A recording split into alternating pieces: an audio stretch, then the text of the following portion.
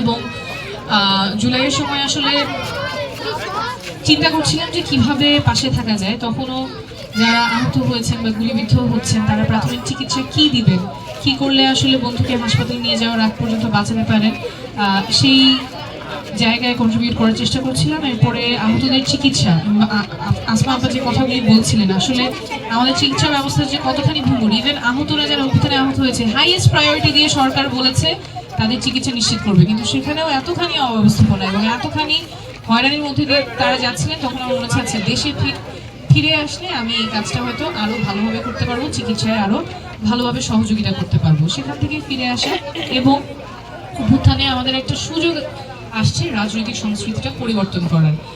পূর্বের যে অর্থ আর পেশি শক্তির রাজনীতি, যেখানে স্বচ্ছতা জবাবদিহিতা নেই। আপনারাই অনেকে বলেছেন যে নির্বাচনের আগে তো প্রতিশ্রুতি আসে, কিন্তু তারপরে তো আর পাওয়া যায় না, সমস্যাগুলির সমাধান পাওয়া যায় না, কারণ বছরের পর বছর ধরে আমরা এখানে সমস্যাটার সমাধান পাই নাই।